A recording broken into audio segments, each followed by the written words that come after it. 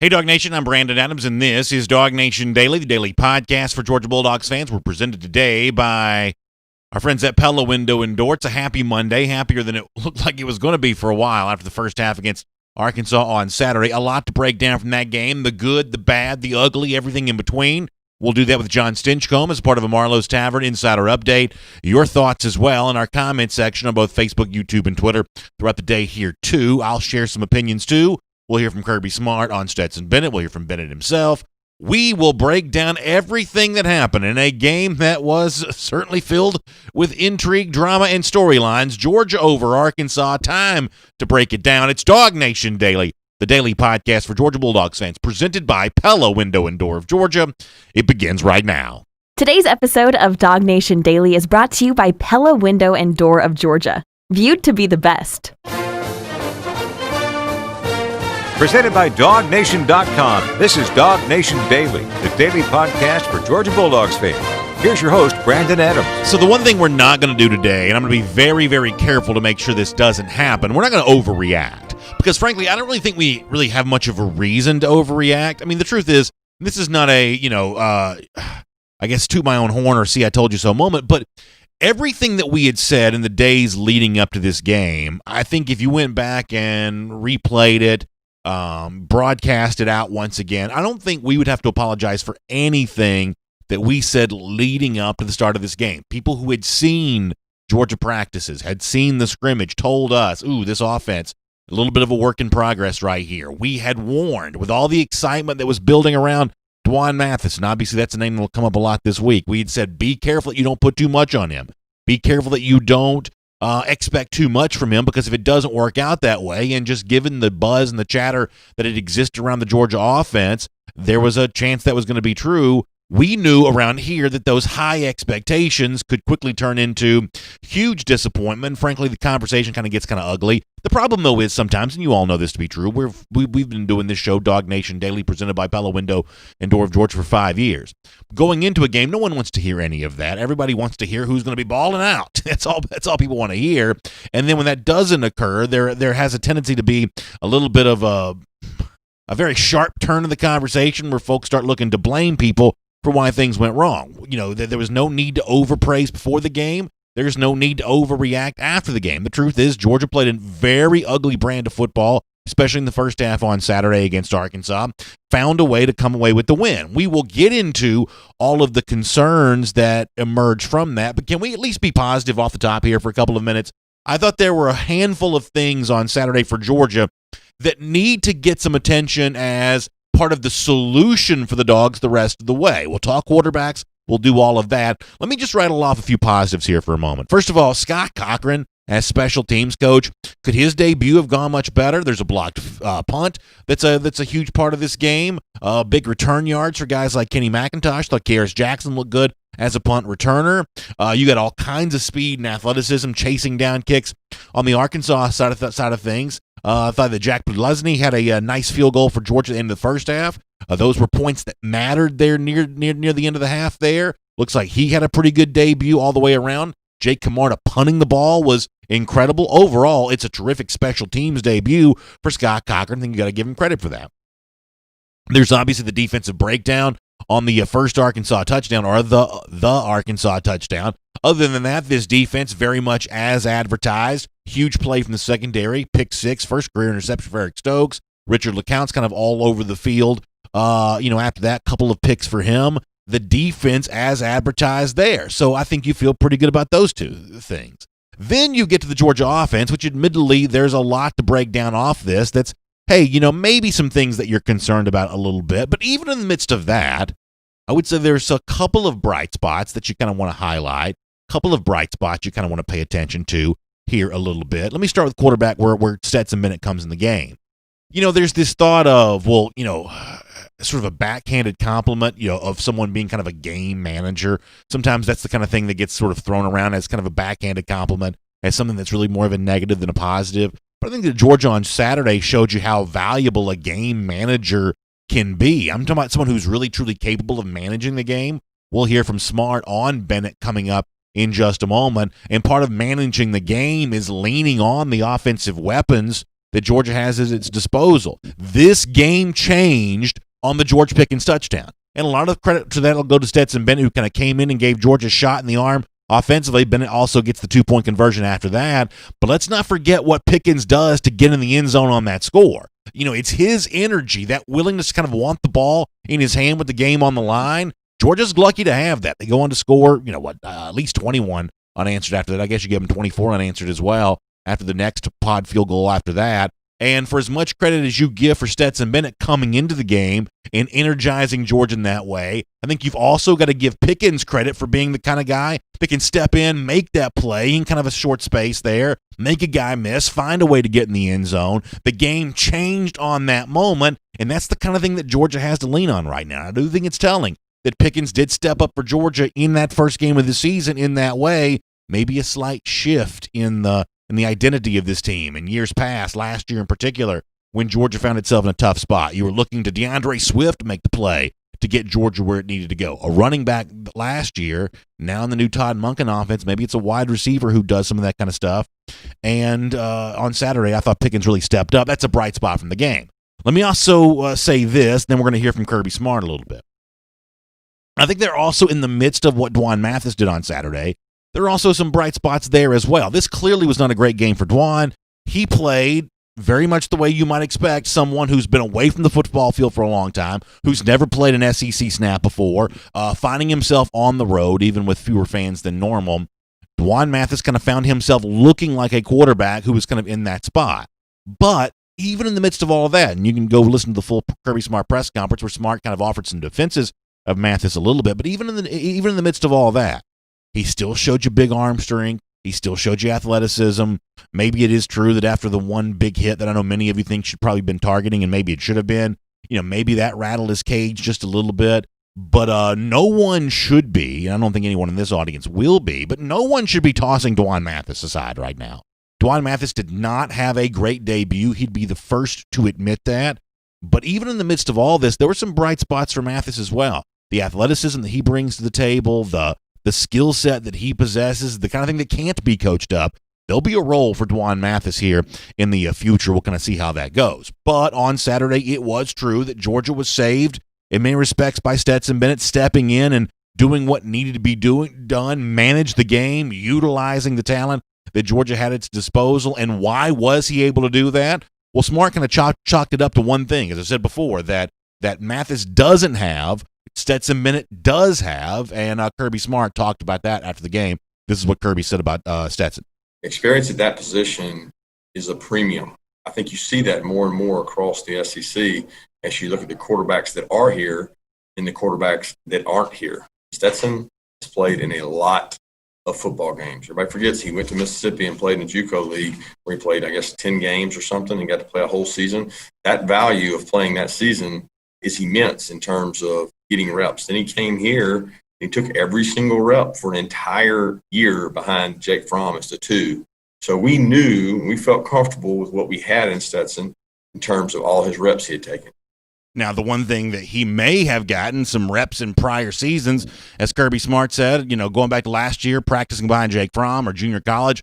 The one thing, though, that we were told was, and Smart himself has even confirmed this, that he wasn't necessarily getting a lot of practice reps during this preseason, at least in terms of running with the number 1 offense and number 2 offense. It seemed like he was almost exclusively running with the 3s, at least when people got a chance to see this.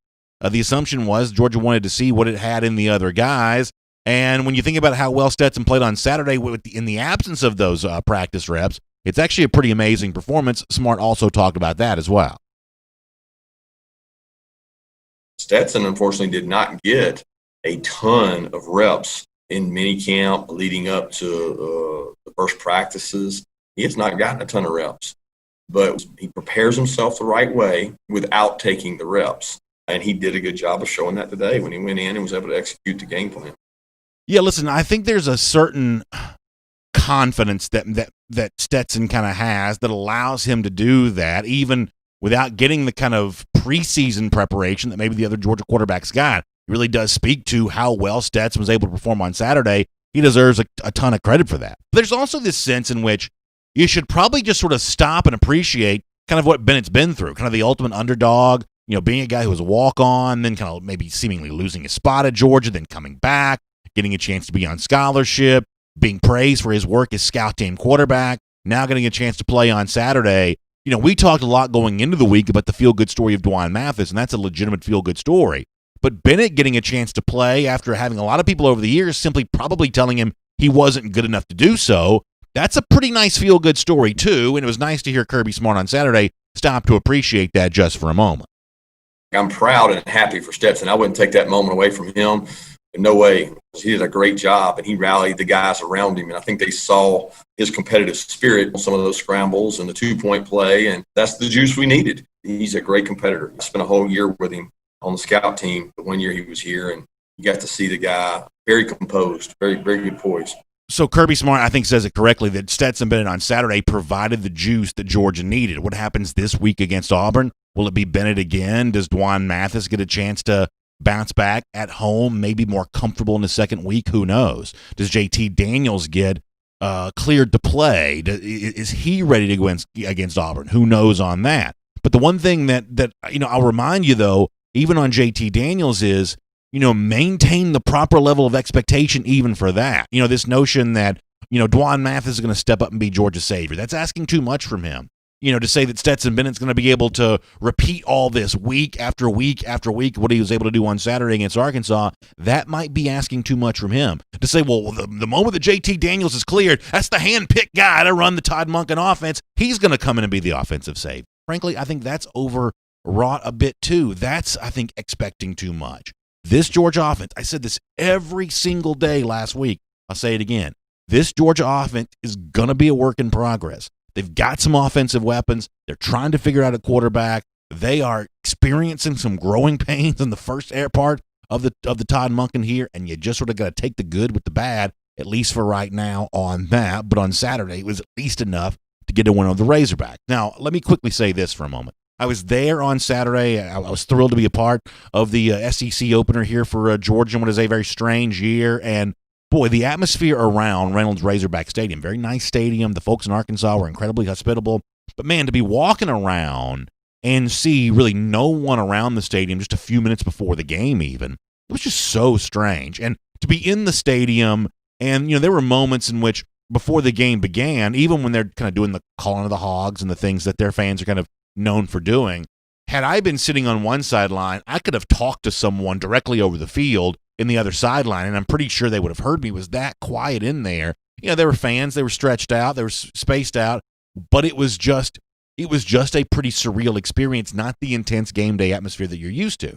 Then when the game begins, there's the artificial noise that kind of gets turned on, and look, there were some moments on third downs, Arkansas fans were kind of banging on bleachers and things like that.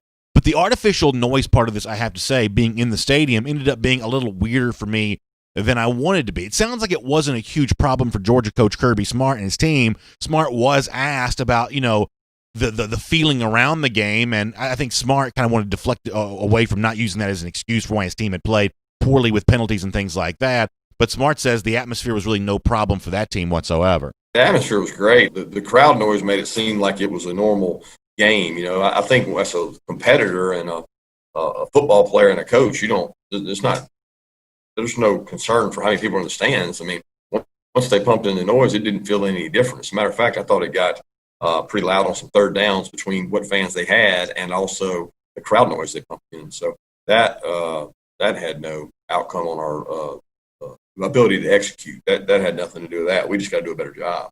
So Smart doesn't want to use the crowd noise or anything like that as an excuse, but I'm telling you this right now. The artificial noise thing in the SEC right now is pretty weird. So a couple of the third downs, you could tell they turned the volume up way loud. Maybe at home you got the same sense. You could tell they turned it up way loud, and then when the play's over, it's like they don't turn it back down quick enough. It was just so obviously fake that it was a little bit, I guess, it just kind of shocked you a little bit. It's just not what you're used to seeing, especially sometimes when you hear the artificial noise turn way up. You look around, you don't really see people cheering. Just the whole thing just seemed like a Milli Vanilli concert, lip syncing. There wasn't really, a whole lot of, authenticity to it. The other thing is, I think in the NFL, they're supposed to only have 70 decibels worth of artificial noise. I don't know. The SEC has been quite as specific about what's allowed there. I could predict this being a problem before the season's done. Maybe someone in some stadium somewhere cranking that volume up, louder than it's supposed to be. Not an issue for Georgia on Saturday because for the most part it was playing an overmatched opponent. But if they're not going to be super specific about how this artificial noise can be used, I could foresee this end up being a talking point a little bit later on. It was weird to be there. It was weird to watch that unfold. And as you think about bigger games later on this year, the role that the PA system, the speaker system in the stadium plays in creating the atmosphere, my guess is that ends up being a bigger talking point by the time the season is done. My name's Brandon Adams, and this is DawgNation Daily, the daily podcast for Georgia Bulldogs fans. Hello to you, and thanks for being with us. No matter how you get to us today, live on video, 10 a.m., Facebook, YouTube, Twitter, radio, and Athens Sports Radio 960 The Ref, or as a podcast, wherever you find them, including the world-famous DawgNation.com. It's good to have you with us. Big thanks to our friends at Pella Window and Door of Georgia for making it all possible. Pella Window and Door can help equip your house with energy-efficient windows and doors. They also provide you great meeting opportunities right now. You want to meet face-to-face and talk about all the installation options and all the choices that you have available to you from Pella Window and Door of Georgia. They can do that for you.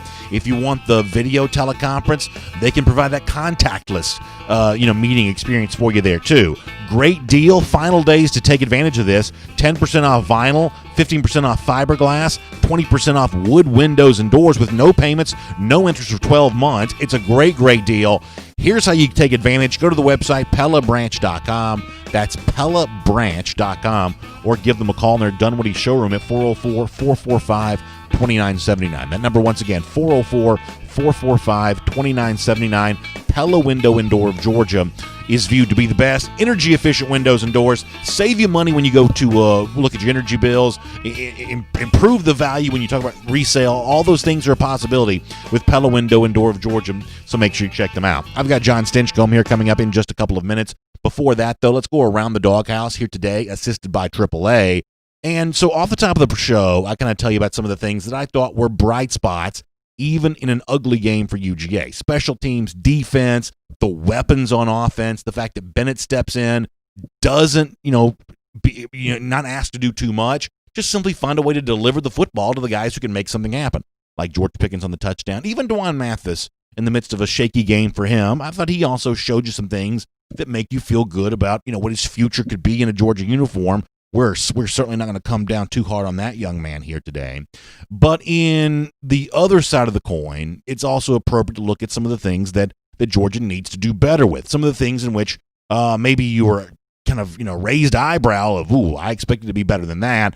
I told you a lot last week that for me, this offense is still a work in progress. On Saturday, we saw an example of some of that. But there was a couple of examples. I'm going to cite one here in particular where I thought the offensive line for Georgia was not as good as it needs to be if Georgia's going to truly be a championship contender. This is an offensive line in transition from kind of bigger a year ago to maybe leaner and quicker here this season. But I thought there were some real shaky moments of this offensive line in a way that surprised me a little bit. Kirby Smart was asked about some of the rotation stuff. Warren Erickson going into a center. Trey Hill briefly shifting to guard. Smart was kind of asked about that. Mostly deflected off of that, but did acknowledge the offensive line for Georgia needs to play better. This is what Smart said. We didn't really move a lot of guys around in the first half, to be honest with you. We didn't play but 6 guys, so there wasn't a lot going on there. 6 guys playing. That was more of a rotation that we've always had, felt good about, with Warren, Trey, and Ben in there. I think we got to play better all together offensively is the biggest thing. We got to find some guys that are willing to fight for extra yards and knock people off the ball. Help us. There were some young guys out there, and we'll review how they played, but I'm not ready to say played good or bad right now.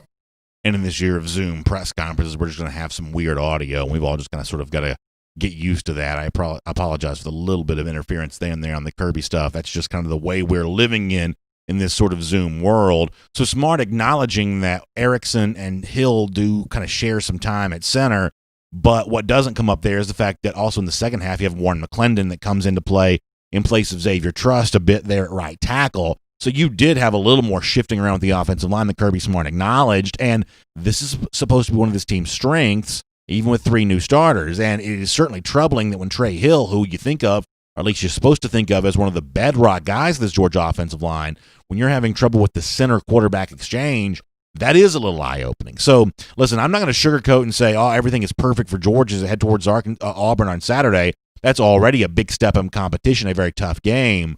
But there were, some things to be okay with and some things to work on. All in all, it's kind of a little bit of both when you think about Georgia and Auburn. I should say Georgia and Arkansas this past Saturday, heading towards Auburn this week. Clearly the offensive line, a part of that discussion. We're going to talk more with Jon Stinchcomb about that coming up in a moment. Before that, though, it is Around the Doghouse, assisted today by our friends at AAA. AAA can save you big money, both in terms of really a lot of things. And one of the ways they do that is with the AAA the Savings Hack Pack. It's a combination of AAA benefits worth more than $1,000, including free career assistance, identity theft protection, up to 85% off prescriptions, discount on food and essentials when you're on the road, the way that I was this past weekend. The Hack Pack is a part of every annual AAA membership, and just like its legendary roadside assistance, it can help save big for you over the course of your lifetime there as a AAA member. So go to AAA.com/Go Savings to find out more about this. It's AAA.com/Go Savings, and you can find out how quickly a AAA membership can help pay for itself with you. All right, it's great to have you with us here on DawgNation Daily, presented by Pella Window and Door of Georgia. For more of the good and the bad of Dogs and a Week 1 win against Arkansas, let's talk to Jon Stinchcomb here as a part of a Marlowe's Tavern Insider Update.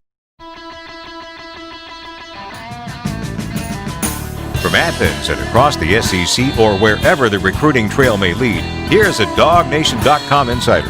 We will get ready to say hello to Jon Stinchcomb here as a part of our Marlowe's Tavern Insider Update. And, John, as I said a moment ago, there's, to me, even in the midst of kind of shaky game where maybe some Georgia fans were a little panicked, heading towards the first half, I think there's still some bright spots for Georgia to take from the game, but also kind of admittedly there's some pretty big concerns that have to be wrestled with too. So since I started with the positive side off the top of the show, I'll start on more of the, concern side with you. I was just talking offensive line a moment ago. That group's got to play better, does it not?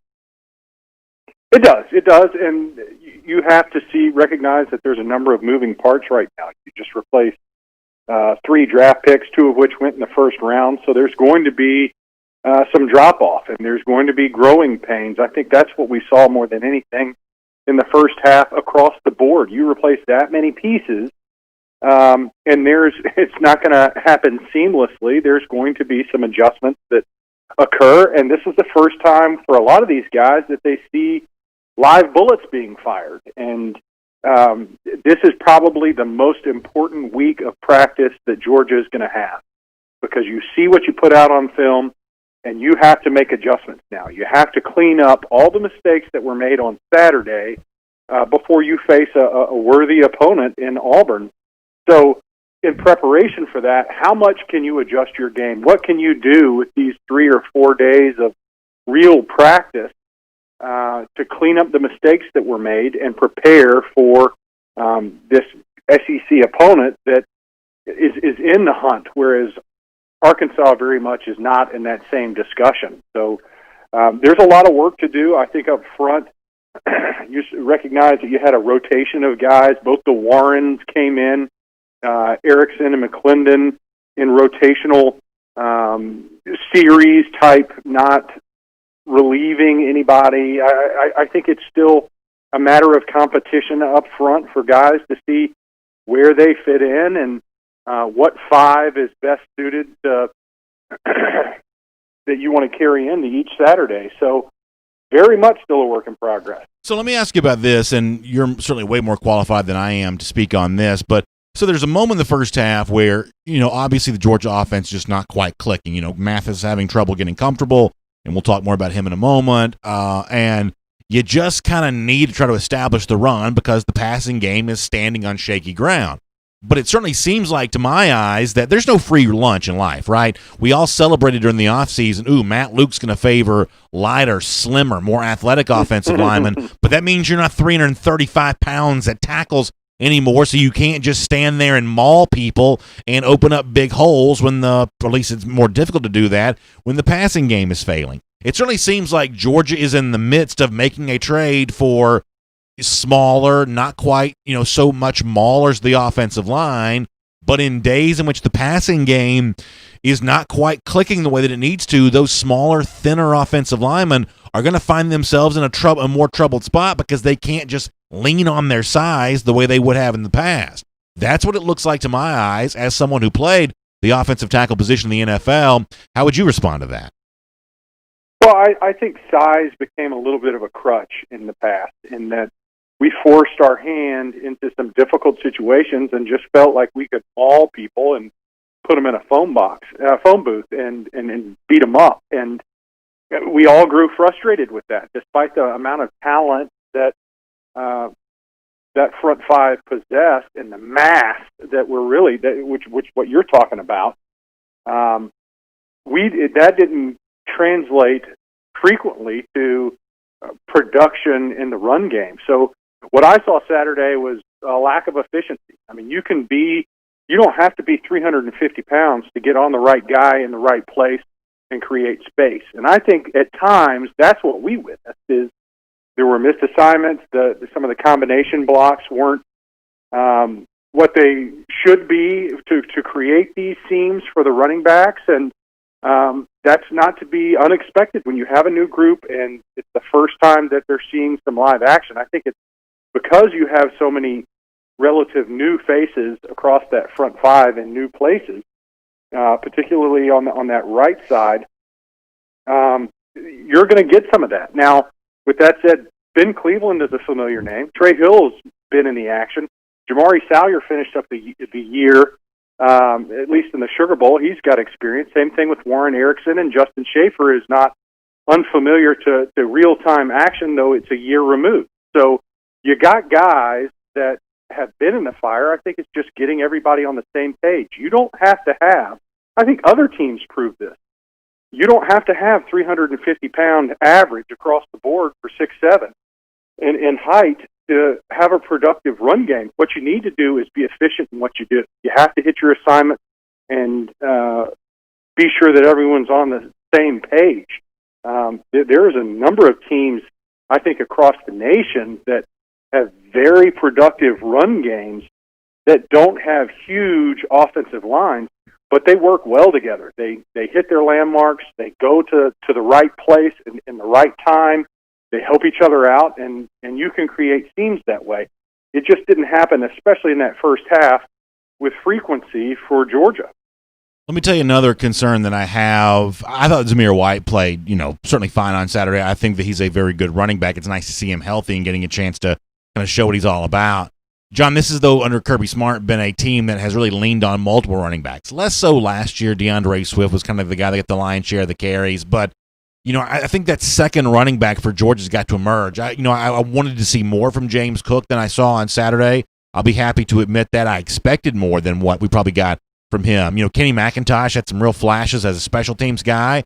Maybe that's a guy that needs a longer look at the running back spot. I know Kendall Milton's been kind of banged up a little bit. I guess McIntosh was a little bit too. Milton got a chance to play, late in this game on Saturday. Maybe he gets an expanded opportunity as the season goes along. But whether it be James Cook, who I expected this to be, or kind of looking at that sort of next crop of, Milton, McIntosh, Edwards, I think you've got to find that second running back to pair along with Zamir White. And I didn't see that second running back on Saturday to the degree that I probably thought that I would.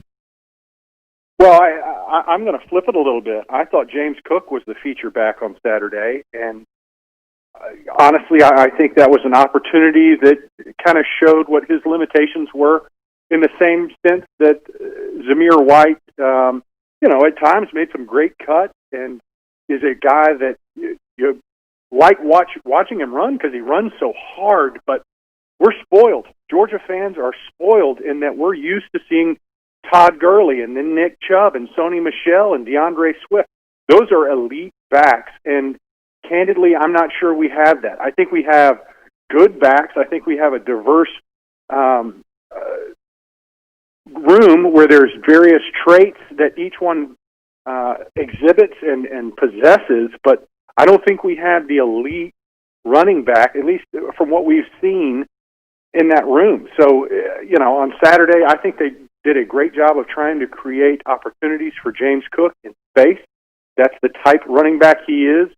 If I were to make a comparison, you're looking at those third down backs in the NFL, a poor man's Alvin Kamara. But quite honestly, I haven't seen the shake or the elusiveness that James Cook has shown. I saw more as a freshman than what I've seen in the past couple of years. So I think there's still opportunity there, but I think expectations need to be leveled a little bit in that there isn't a DeAndre Swift, Nick Chubb, Sony Michel, or Todd Gurley in that room right now.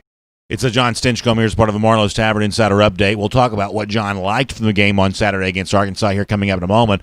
But before that, speaking of what we love is our friends at Marlowe's Tavern and the fact they've got ribs and whiskey going on right now. Now, listen, when I say ribs and whiskey, really, beyond ribs, I don't need to hear anything else. I'm just involved. I love the Marlowe's Tavern ribs during this special event. But on these special menu items, you've also got the smoked salmon. You've got a barbecue sandwich, which they call pigs on the bun. You've got a lot of different menu items. You've got the bourbon bread pudding dessert as a part of this special menu opportunity right now, which I can tell you is absolutely phenomenal. So you've got more than just ribs and whiskey during the ribs and whiskey event. But listen, ribs and whiskey are two pretty important things in my livelihood, in my life. So Marlowe's Tavern, great place to go for that. If you go to marlowstavern.com, you can see the entirety of the ribs and whiskey special event menu. You can find out about the tavern in your neighborhood. You can either stop by, get some to go, or settle in for some in-person dining there at one of the Marlowe's Tavern dining rooms. They're working hard to take good care of you,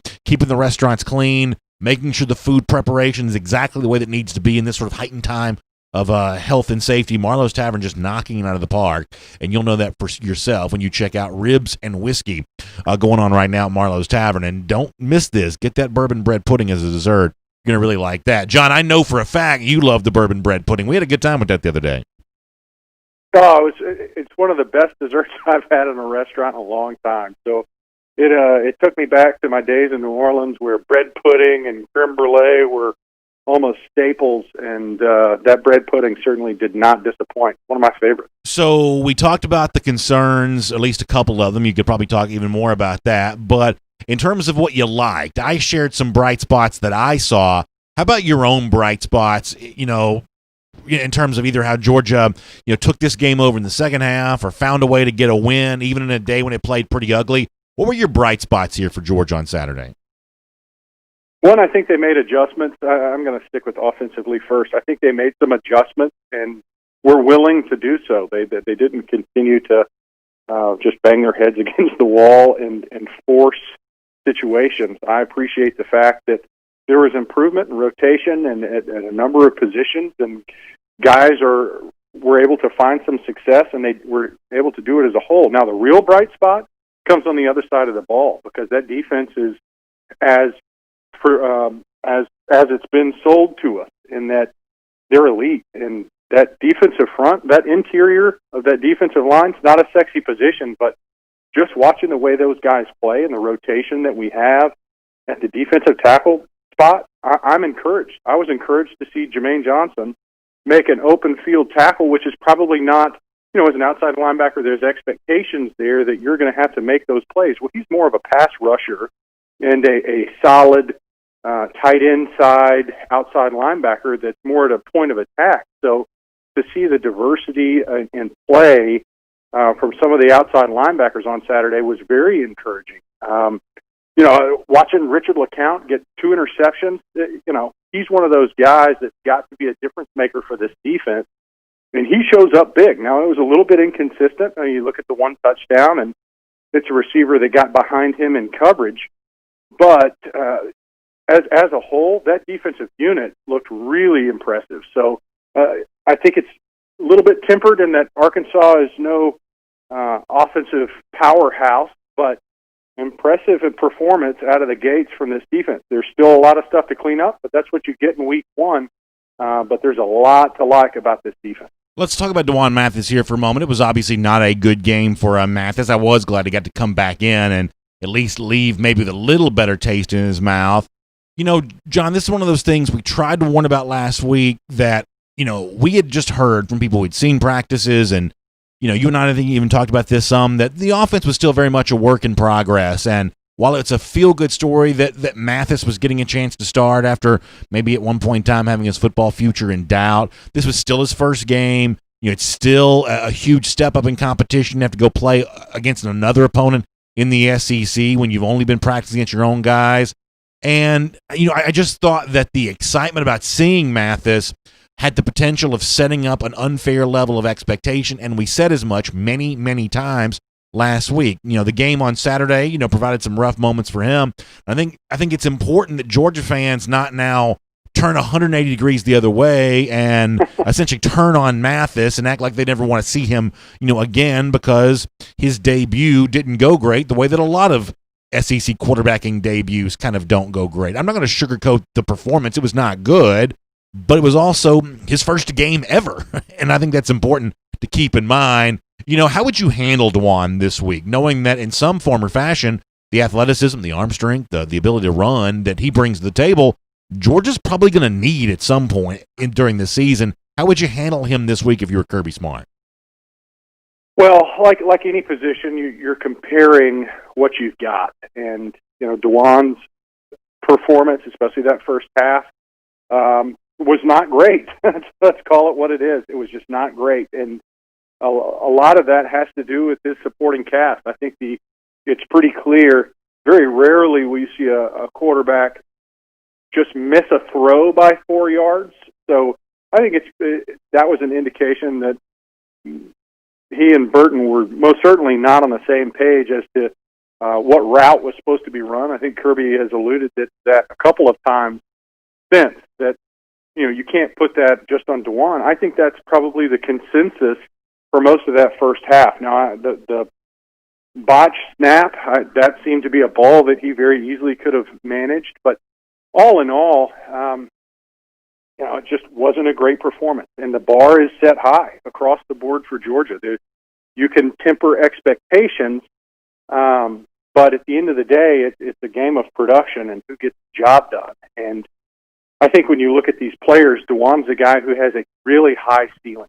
And that was a rough first half, no doubt about it. Start to season, it wasn't very productive. And I think when you put that in contrast to what Stetson did, which was come in and he kind of created at times and was decisive with the football, it probably makes it look a little worse, not to mention the fact that was a coach's decision to make that switch. So at that given time, that they are expressing not only to the fans but to the team, we feel like Stetson probably gives us a better opportunity to create momentum and get some offensive production with him under center than Dwan. So this is a very important week, I think, to manage and encourage a young player who was given an opportunity and it didn't go the way anyone wanted it to. Not Dwan, not the coaching staff, not the fan base. But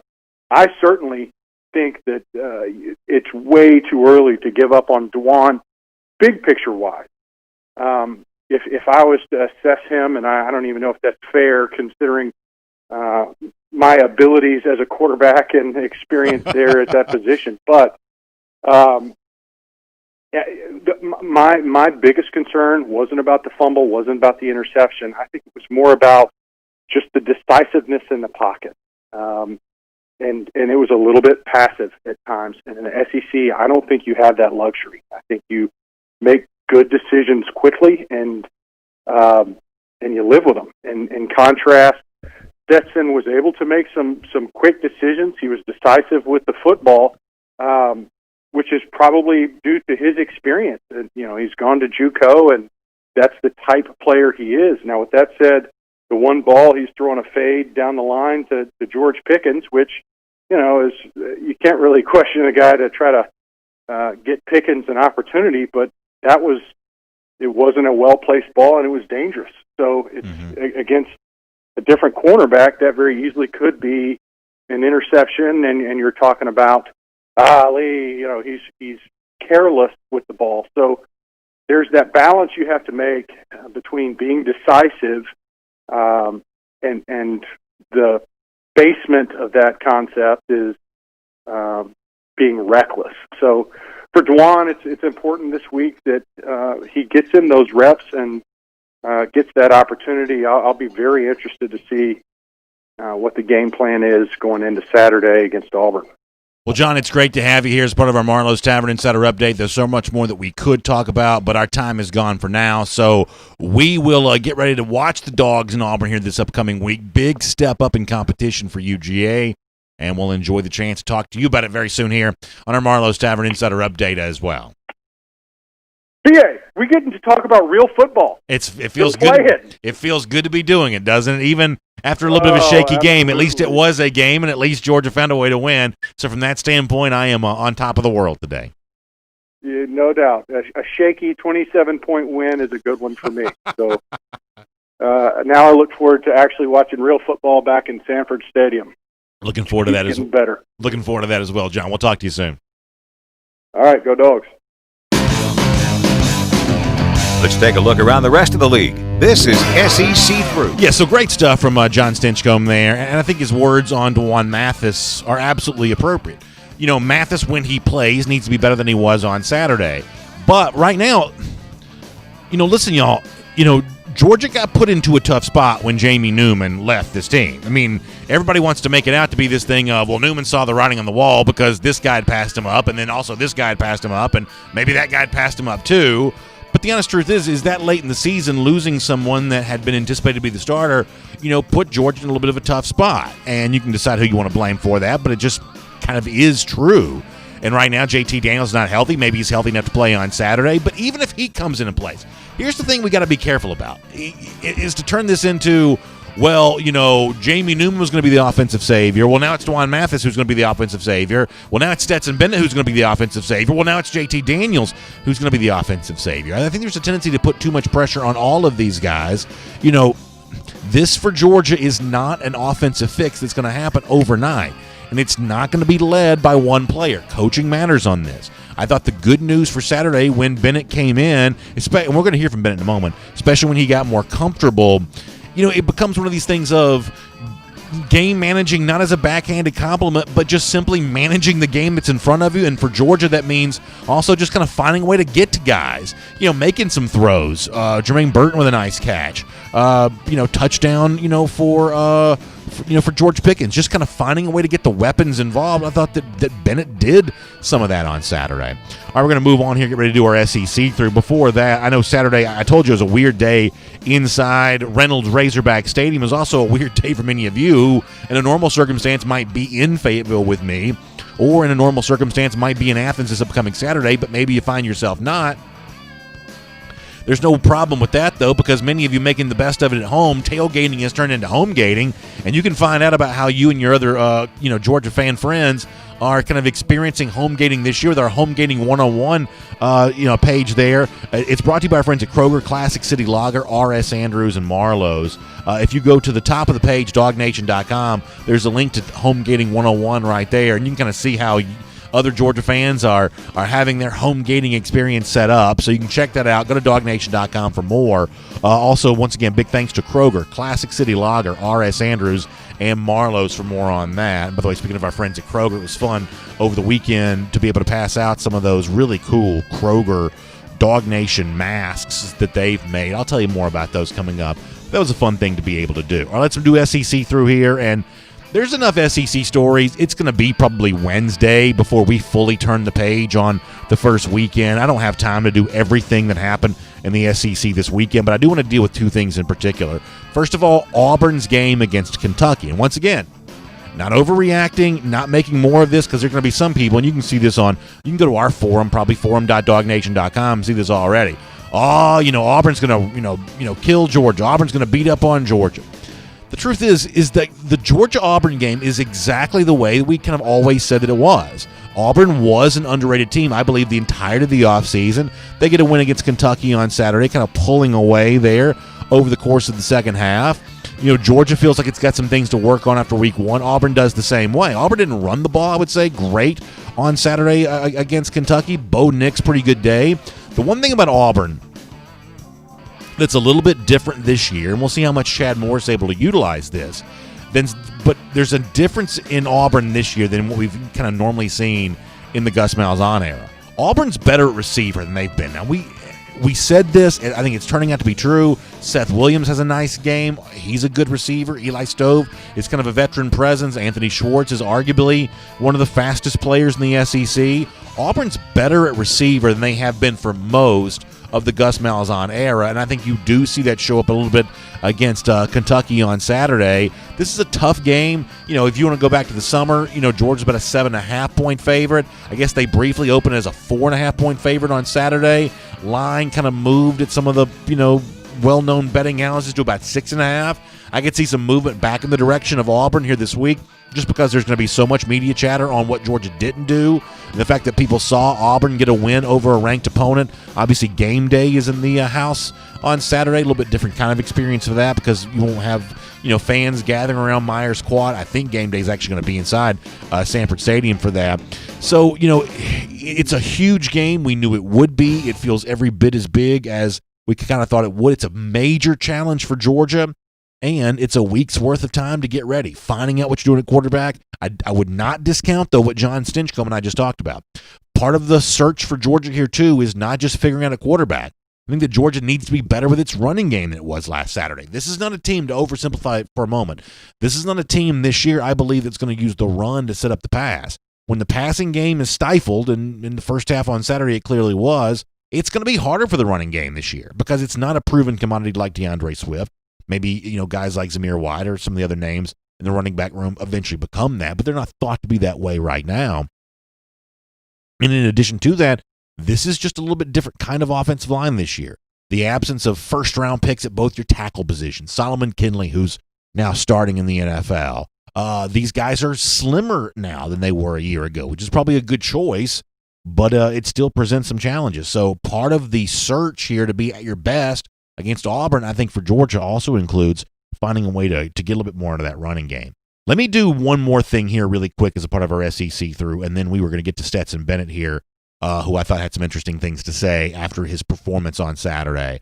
So I got a bunch of Twitter stuff, a decent amount, about all the things I had said about Mike Leach over the course of the offseason, and my belief that Leach is going to be a failed SEC coach after the upset win for the Bulldogs against LSU. And to keep with the theme of the show, once again, we're not going to overreact to one game, one performance, although it was a very impressive one for Leach in his coaching debut. And KJ Costello, the Stanford transfer over to Mississippi State at quarterback, big, huge numbers he's able to put up in this one. I'm going to give a ton of credit to Costello, who we knew was a good quarterback, and we expected to have a really good year. And I'll give a ton of Leach credit for winning his SEC debut.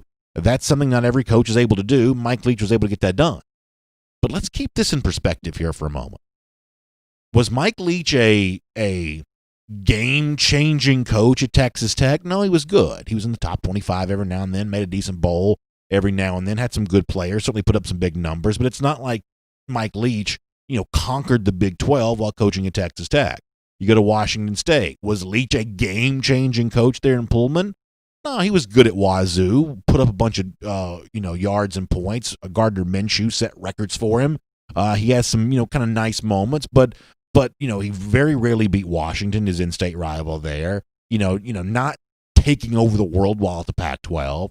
So here's a coach that dazzling statistical performances, but didn't take over the Big 12. Dazzling statistical performances at Washington, but didn't take over the Pac-12. All of a sudden, we're going to believe he's going to take over the SEC West because he beat LSU on Saturday, with LSU, who's had a gazillion defections off the team and didn't have Derek Stingley, their best player, on Saturday. That's the kind of thing I'm going to say calm down on. I think what happened on Saturday between Mississippi State and LSU was not so much a referendum on how good the Bulldogs are going to be, but how problematic things are in Baton Rouge right now. Now, ultimately, I still think that LSU bounces back, plays better a lot this season, and admittedly, I expected LSU to win this game comfortably on Saturday. So from that standpoint, I don't mind telling you that I was wrong. But wrong in such a way that it causes me to recalibrate my opinion and rethink all of this? No, not at all. Nice debut for Mike Leach in Mississippi State. Scary time if you're in Baton Rouge. I wonder what the list of, since 2003, when LSU won the national championship, and kind of that long string of SEC national champions started happening, I wonder how many of those SEC national champions lost their conference opener the following year. My guess is it's not very many. So if you're if you're LSU, that's maybe a little bit of a concern in terms of your bounce back, as a reigning national champion. But no doubt a very interesting result there in the SEC will make that your SEC through. All right, let me do something kind of quickly here just for a moment. Stetson Bennett on Saturday. We mentioned this, that Bennett certainly got really, really comfortable in the second half. Started delivering the football, 69% completion percentage on the day, 211 yards passing, couple touchdowns. In the second half, started getting very, very comfortable with himself. And after the game, he even said that boy, once he had a chance to get in, take a breath, it seems like he started feeling pretty good after that. This is what Bennett had to say. Definitely coming in the second half was easier than coming in straight off, just feeling more comfortable with the guys and going in there and knowing what we were about to do. After that 2-minute drill, that really boosted the confidence before the half.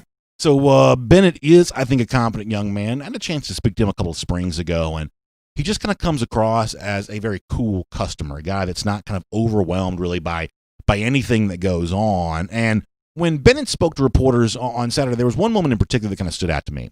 And you've seen this a lot from players over the course of years where, when they're asked a question, they just immediately pivot back to, hey, we want to take it one game at a time. We just got to do what's best. Hey, I'm just out there to support my teammates.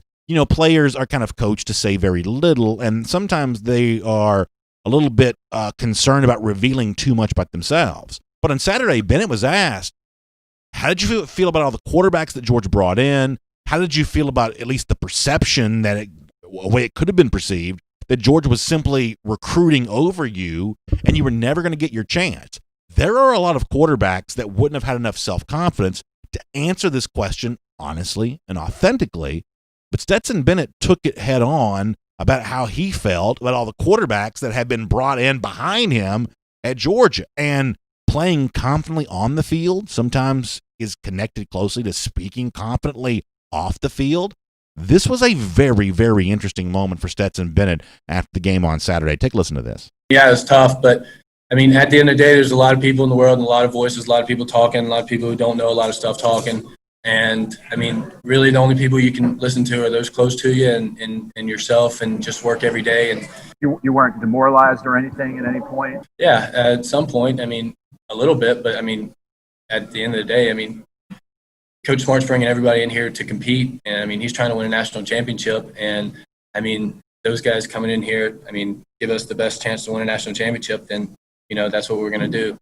You just got to compete every day with those guys. So I really like that from Stetson Bennett. I think that's really interesting. There are a lot of quarterbacks, a lot of players, who were asked directly in the post-game press conference, were you demoralized by the players that Georgia brought in behind you? A lot of them would say, no. I'm one game at a time. I'm just out here to support my teammates. Stetson Bennett says, yeah, I was a little demoralized by that, but I'm going to just keep working hard and try to go out there and, have my chance to play well when my number is called. And that's exactly what he did. I have no idea how this quarterback situation is going to work out for Georgia. I really don't. Obviously, as a fan, I hope by the end of the year they have a good quarterback who settles in as the starter. But when you think about the way in which that Bennett contributes right now, that level of confidence, that sort of assuredness that he kind of speaks with right there, I do think that helps him on the field. I think we saw that with our own eyes on Saturday, and then we heard it with our ears after the game was done. So I got to admit one thing, and if you're watching a video, you can kind of see this there. I didn't like the uniforms as much during the game on Saturday. Now, maybe that's because Georgia was not playing well in them for at least half this game. The white stripe on the pants is just way too wide. And I think on the video, when I first saw the uniforms revealed, I was just kind of excited about the whole throwback vibe of it. But the truth is, seeing him in person, they don't come across quite as throwbacky to me. That white stripe is just too wide. They need to more closely resemble the stripe features on the silver breeches. So I gotta say, I didn't like the uniforms as much on Saturday once the game actually kind of got going. But if they want to wear them again, that's probably fine all the way around. Gator Hater Updater. I guess there was a little bit of a Gator Hater Updater mess up on Friday's show. So let's make sure we do it correctly today. 1,430 days. Thanks for being here, DawgNation Daily, presented by Pella Window and Door of Georgia. And on video. Time now for R.S. Andrews Cooldown. So I guess at this point in time, I've just sort of given up on staying on time because I think we have segments that we try to do, and there's a certain time parameter we try to keep for each of those. I was long on them all today, so I guess at this point in time, we're just kind of playing with the clock in our head. But nonetheless, thanks for being here. I want to get your thoughts on what you saw on Saturday. Free reign to kind of say whatever about the game. And I'm curious to see where you go with all of this. And as we pull up these, and I'll go Facebook first here today. As we get going here, I'll remind you that R.S. Andrews brings the R.S. Andrews Cooldown to you. Air conditioning, heating, plumbing, electric. You can trust R.S. Andrews to do all that. They'll take good care of you. Air conditioning stuff, it's not been really hot lately, but listen, you may want to still get yours tuned back up to factory fresh specs. Certainly as we head towards the colder weather time of year, it's time to start thinking about that furnace being tuned up the way that it's supposed to be. So find them online at rsandrews.com, and they'll take really good care of you. All right, over here on Facebook, your thoughts, then YouTube after that. Barry Watkins says, too many Georgia fans breathing with a brown bag. Relax, we're good. Yeah, I mean, I don't know how good Georgia can end up being, but I do think panic is the inappropriate response to Saturday. Georgia played awful. I mean, awful. At one point in time, they were played really, really bad. And, I said 1,000 times, I did not think Saturday was going to be pretty, and it wasn't pretty. Now, they got to play way better just to beat Auburn. We know that, but we kind of already knew that anyway. So, let's see what kind of improvement Georgia can find week 1 to week 2. But I think Barry, for the most part, is right.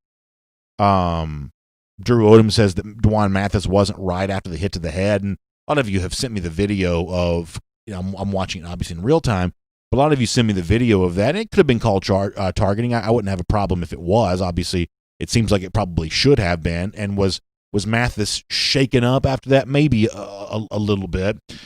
But I think that there's also something to be said for he was probably a little shaken up about just being in an SEC game like that for the very first time. When we had DawgNation Appreciation a few years ago, Davin Bellamy told a funny story about he and Sony Michel almost got into a fight during practice. And I guess it was, I'm trying to recreate the story, but it's something along the lines of the Georgia offense ran a screen pass to a running back, and Bellamy came up and played the play, stepped in there and, was like right on top of it. And Sony Michel got furious with him because this was a play they hadn't run, that this is one of those things that basically Sony was saying that Davin had gotten just from like listening in or watching what had been going on during practice, that he was playing the play. Now, I played high school basketball. The same thing always happened, where it was very, very hard to get a true look from your teammates because they knew what you were going to do. You just sort of pick up on that. And so they almost got into a fight because Sony thought that Davin was cheating out there on the practice field. Maybe cheating is an overused word, but you understand what I'm saying. And the point here is there's something about playing against your teammates where you are just more comfortable with what they're about to do. Even if they're trying to stop you, you're still somewhat comfortable with schematically what it is they're trying to do. Whereas when you go out and face another team, they are intentionally trying to show you things you've never seen before. And I do think that even if you're practicing against a very stout Georgia defense, there is still a cognitive comfort you develop with that, looking at them every single day, whereas the Arkansas defense just looks different than what you're used to seeing. And I think for any quarterback playing for the first time, he's likely to be overwhelmed by some of that. Willie Gray Jr. says special teams look good. Kearis Jackson was explosive on his returns. Yeah, I think the special teams on Saturday had a great day. Camarda was a brilliant punter. Pod makes a couple of field goals, probably benefited from the Sam Pittman timeouts there at the end of the first half, but he drilled it when he needed to. That was a big kick for Georgia. It's interesting to see Podlesny's first field goal attempt at Georgia be kind of a pressure field goal. That was kind of a nice moment. Richard Rumsey mentions Carson Beck. Beck was there, traveled with the team. But, frankly, it wasn't in my expectation that Beck was going to play on Saturday. I guess I probably assumed that Mathis would play most of the game, but I think two guys playing their first snaps ever is a lot for one team on one day. I guess that's where that kind of comes from. David Johnson says penalties in the first half. Yeah, and the penalty thing I ended up not talking about much during the show because I don't even really know what to say about it. I mean, it's boring to say you can't have penalties. You clearly can't, and Kirby Smart's going to say that over and over again. There's no real good take for the penalties because, of course, you can't have as many as Georgia had. I think somebody mentioned the video of Darnell Washington. I guess Barstool Sports kind of made this famous where just the one hand. Like, Darnell is a specimen, the likes of which Georgia has very rarely had anyone who just kind of gives you the wow factor in the uniform the way that Darnell does. The zero, I think, contributes to that. He has a nice catch on Saturday. As I said, the video that has been out there of him just shoving a guy to the ground with one hand. Do you know how hard it is to shove an SEC football player to the ground with one hand? It's hard to put somebody on the ground, period. Darnell does it, essentially almost like he's swatting a fly. It's really pretty amazing. All right, a couple more Facebook, then I've got to go to YouTube. Daniel McKenzie says clean up the penalties and we look a lot better. And I think that's probably true. That's one of those quick things that can happen that kind of changes the tone of a lot of what happens on Saturday. Let me go over to YouTube here for a moment. Get some thoughts from folks over there. Hope all of you had a nice weekend.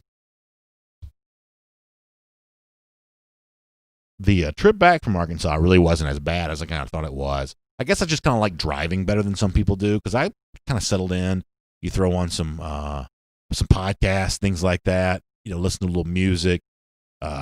Kids are getting a lot of screen time. They're in the back seat just watching YouTube the entire time. They were happy as they could be. Arkansas is a beautiful state to drive through. Beautiful state to drive through. Takes you a while to drive through it. I mean, that's the one thing mentally you're not really prepared for. When you drive there, and I'll get YouTube comments after this. When you drive there, you get to Memphis, which is a nice spot to kind of stop over, and you feel like you're kind of getting there. You look across the Mississippi River. They're on the bridge. They're on I-40, and you see the Arkansas state line. You're like, oh man, we're getting here. But when you cross over into the natural state, the drive is really just beginning. I mean, that's the part mentally you can't quite prepare yourself for. From Memphis to Little Rock's about 2.5 hours, or really about 2 hours. And then from Little Rock to Fayetteville's another 2.5. I mean, you're driving up to the northwest corner of the state. So that's the part mentally you're not quite prepared for, is you feel like you're making great time. You get to Arkansas, and then you just come to a screeching halt. And it is a slog after that, especially if you're driving at night. But during the daytime, beautiful, beautiful drive, easy, long, but for the most part, pretty easy. The Green Soldier says, I think the silver lining is the system can work for sure. And it's a good thing to know a third string guy can really look good in it. But how did Mathis get the start? I think Mathis got the start on Saturday because Jamie Newman opted out because JT Daniels is not healthy, and you have to start somebody. And I think that's kind of what that ends up being about. And I think because he's emerging as the starter, people then, because they obviously wanted to be true, kind of turn this into, well, Dwan Mathis must be balling out if he's going to be starting at quarterback for Georgia. And he may eventually really play at a very high level, but sometimes a guy's a starter because you have to have a starter, not so much because, he was, just dominating everybody else. The Daniels health thing is probably a concern. I think the Newman opt-out was a bigger concern than some people probably tried to portray it as being. But I agree with Green Soldier's first point and his larger point that I think you saw on Saturday evidence that the Todd Monken offense can really work, that Georgia's got receivers. I thought Kyrus Jackson had a nice day, the receiver position. Between Pickens, who scores a touchdown, Kyrus, who's kind of involved in the offense. How many receiving yards did Kyrus end up getting? Hold on. Yeah, 62 yards on 6 catches. I mean, that's not, for a day in which there wasn't a lot of offense going around for half the game, that's not so bad. Burton also kind of gets in, gets you a catch there. Between those guys, I think there's some stuff that Georgia can work with. And as far as Cook getting the start over Zamir, sometimes I don't make as big a deal about that because in 2018, Elijah Holyfield for the most part was always the first running back on the field for Georgia, even though DeAndre Swift is the leading rusher. Sometimes, and SEC Network's showing the game here live. I just saw the hit on Mathis again. Yeah, I think that maybe there's a pretty big case to be made that he definitely goes contact above the shoulder there. I make a pretty good case that might could have been a targeting call. But the point is, I don't know that I make a big deal about Cook being on the field first before Zamir White, but clearly I expected more from James Cook than we got on Saturday. I did. And hopefully we get a chance to see that version of him at some point in time this year. It'd be great if it was this Saturday against Auburn. Heath Dotson says, who do you expect to start at quarterback on Saturday? Boy, that's a great question. It's a great question. I'm not going to completely write off DeJuan Mathis because of what happened on Saturday, but, clearly he has a lot that he's got to learn. Stetson Bennett, asking him to play at the same level that he played against Auburn, the way that he did against Arkansas, that's also asking a lot there as well. I guess. Boy, I don't know. I don't know. Does JT Daniels, finally get the medical clearance? I could give you a name, but it would just be a wild guess. At this point in time, I'm not quite sure. I do know this, that Mathis had a lot of affection from his teammates. They like him. They have liked the things that he was doing. Stetson Bennett once really had that in 2017. There's a lot about the way in which Mathis has been talked about that reminds me of the way that Bennett was talked about by his teammates in 2017. So this week, can Bennett earn what Mathis seemed to have and what Bennett used to have with kind of a different crop of teammates back in 2017? If Bennett earns that respect from his teammates this week, then I think it's pretty clear that's the direction that Monken and Smart will probably go. But how much of that can be truly conjured up over the course of 1 week, obviously on the basis of one game. TM on the Jermaine Burton catch. Yeah, it was a tough catch and tough spot. He did a good job on that. Sean Jenkins said that one-handed Richard LeCount interception may have made him millions. It may have. You're right. Stephen Wainwright on Bennett's height. Yeah, he's not a super tall guy, that's for sure. Listen, every quarterback on the Georgia roster's got reasons why they are here and reasons why they are competitors for playing time, and everybody for the most part's got reasons that might be holding them back. For Bennett, that's clearly one of the things that holds him back. If he was a little bit taller, he'd be talked about in a completely different vein as a quarterback, I believe. The height is definitely a little bit of an issue, for sure. Scott Harris says, put yourself in Stetson's helmet. You just led your team to a victory. Shouldn't you be rewarded with a star? There's certainly a case to be made that's true. Certainly a case to be made that's true. I think there's also an example of no matter who gets the nod, my guess is both Mathis and Bennett play on Saturday. And for now, I'm just sort of assuming no on JT Daniels until we hear differently. But if Bennett starts, I believe Mathis still plays. If Mathis starts, I believe Bennett still plays. So I think that even with the way Bennett played on Saturday, I doubt he'll be the quarterback that plays exclusively against Auburn one way or another. That's not coronavirus, by the way. My microphone is very old, and it's got all kinds of debris. I'm starting to breathe some of this stuff in a little bit. I think I'm going to have to change out microphones here at some point in time. All right, let's do a couple more. Jalen Jackson says, and by the way, that's says that Monty Rice played amazing on Saturday, making a case to potentially be a first-round pick. Yeah, I mean, listen, Monty is going to be on draft radars for sure, and Georgia's lucky to have him. I thought he and Nakobe Dean both looked good there as the interior offensive lineman. Frederick Jones says, I'm not sold on James Cook. I definitely expected more from him on Saturday than we got. I don't mind telling you that. Green Soldier says, I get tested. He says, why do you think Kirby traveled JT Daniels without clearance to play? To throw off Arkansas?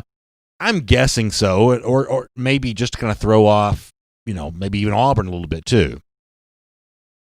I mean, is there a chance that, what if quarterbacks had gotten hurt? Is there a chance that JT Daniels could have been cleared to play and then he would play? I mean, there's a chance that he is cleared to play and we just don't know. I mean, Smart's not under oath when he talks about these things in a press conference. So saying that Daniels isn't cleared and when really he could have played against Arkansas, I mean, there's no perjury in a press conference. Smart could say that if he wanted to. So why was he there? I'm sure that he wants the experience of having him on the sideline, or maybe the benefit of the things that he could do with the other quarterbacks, because Daniels has played before. So from that standpoint, that's about as close of an answer as I've got. Obviously, it's a little bit weird when you only got 70 players. You would use one on a player that you didn't anticipate playing, or maybe you actually could not play because he truly wasn't cleared to play. But this is a player that's going to be playing for you. He's the quarterback. There's a leadership part of that, and the experience of being around the team and getting a chance to have that kind of leadership vibe, even when you're not playing. I'm sure there's probably some value in that. Let's see what else. John Adams says that Dean's now the play caller for the linebackers, really smart player. Yeah, Nakobe's a smart guy and a big-time athlete. Nakobe's a very good player, for sure. Mike D says the problem is we can't get behind against Auburn and expect Bennett or anyone to bail us out. Have to get it going in the first half. Can't be pulling what the Falcons did. And yeah, it's true. The Falcons are a real problem right now. A very, very significant problem. And we knew this. Auburn's a tough game for Georgia. It is a game in which Georgia needs to be at its best just to simply win. And I think that the commenter's probably right. Be at its best from the word go. You can't have, a tale of two halves against against Auburn and expect to win. You can't do that. That's a tough spot to be in for sure. Let's see what else is going on. White Knight says, is your beat Bama twice prediction still valid this year, BA? Listen, every goal that Georgia has is still out in front of it. And, every single opportunity to beat Bama twice or beat Auburn Saturday, anything else, it's all still there. I mean, I don't know if you know this or not, but Alabama didn't cover this point spread either on Saturday. In fact, isn't it true that Georgia had the highest margin of victory of any SEC team on Saturday? I believe that is true. So, was it a perfect day for Georgia on Saturday? No, it was not. And there was a lot to dislike. But this is what people do. They decide on the basis of Georgia playing bad on Saturday for at least a half, for sure, maybe longer than that somehow now the entire season is going to be canceled for Georgia. That's just simply not the case. So I'm not running from anything that I've said. Not anything that that I've said about any of these teams right now. Nature Gator says BA's not made one comment about Florida this morning, positive or negative. Has to be a record at this point in the podcast. I said this during the SEC through though, Nature. We don't have time to talk about everything that happened on Saturday. I guess on the basis of what I've seen from some people on social media, I know in the Big Ten there are a lot of trophy games, little brown jugs, old oaken buckets. Actually, the old oaken bucket, yeah, that's a Big Ten thing. The axe. I didn't realize that Florida Ole Miss was a trophy game, but whatever trophy Florida gets for beating Lane Kiffin in his first game as Ole Miss coach as a pretty substantial favorite, congratulations to all the Gators fans there on that front. Apparently, on the basis of the social media chatter, Florida went out and won the national championship on Saturday in week 1. So big congratulations are in order there. Now, I'm obviously being sarcastic, not to Nature Gator, who I enjoy his comments, and I'm happy to have him as a part of our program. But a little bit of the Florida stuff, I think, is a little bit silly. I expected Florida to play well in that spot. The one thing that Dan Mullen has done really well with, and I don't enjoy saying this, but it is true, Florida really handles overmatched opponents on the road, at home, whatever else. Florida against the overmatched opponents has done really well under Dan Mullen. They are not, especially post Felipe Franks era, they are not much of a threat to be upset by anybody. They're just not. They handle their business against bad teams. Last year and a half for sure. Anyway, so I expected Florida to play well on Saturday. They got the win. I'm not over the moon about that one way or another. Eric Patton says Ole Miss had a bad passing defense. Yeah, and I'm expecting that's not getting better in the first year of Lane Kiffin, but I'm going to give, Florida went out and did what it needed to do on Saturday. A better overall game than Georgia played? Sure, I'll grant you that. A little more complete game? Probably so. Daniel Aldridge. I'm not sure where I went, but I finally went where he wanted me to. Robert Barnes says, how can you judge our Dogs because of a bad first half of the first game of the season? Yeah, Robert, I think it's important not to totally excuse it away. Georgia played really, really bad. But at the same time, it's important not to make more of it than it really is. Chase Barbie says, does DeJuan get to start again? I think there's a chance that he does. As I said before, I think that what Bennett's going to have to do is capitalize on what happened for him on Saturday, because it's stiffer competition this upcoming week. Just playing well against Arkansas alone is not enough to validate you as a starting quarterback. So if we put JT Daniels aside for a moment, Bennett's got to take the reins here this week after playing well against the Razorbacks on Saturday. Let's see what else.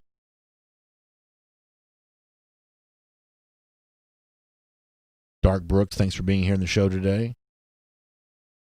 Jonathan Pearson also in the quarterback talk. Yeah. So I would not completely discount Mathis's chances of returning and starting again. Would not completely discount that, assuming that JT Daniels is not cleared. But whether Mathis starts or Bennett starts, they're both probably going to play. They're both going to probably play. Because look, the one thing that Arkansas probably did not do very much of is prepare for Stetson Bennett, whatever that would even mean, to prepare for Bennett. That's the one thing that Arkansas probably did not spend a lot of time doing, because for all the chatter that had been about all kinds of stuff, even though Pittman knows Bennett, there had not really been much chatter about Stetson Bennett. We just got to be honest about that. So Auburn, in a completely different vein, will have a little bit more preparation specifically for Bennett, which will make the challenge for him this upcoming week a little more difficult. All right, let's see what else.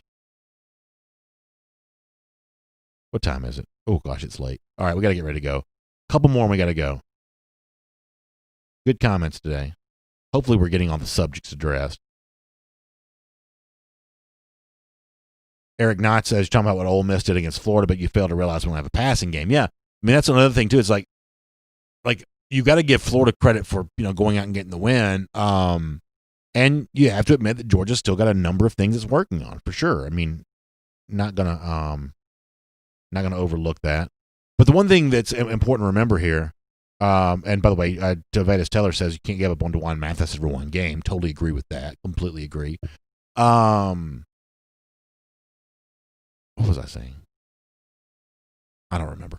Sorry. A couple more. Oh, yeah. I say this. It's like, at the very least, you're getting a chance on this Monday to talk about all the things that Georgia needs to work on after getting a fairly comfortable win, at least based on how Georgia played in the second half, as opposed to Oklahoma, which lost on Saturday to a team that got beat by Coastal. Is it Coastal Carolina? That was Coastal Carolina beat Kansas.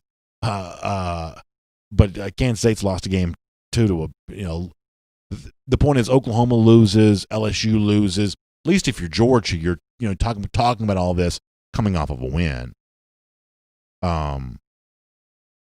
Matt Rugavina says Gustav, he means Gus Malzahn, is going to send the kitchen sink at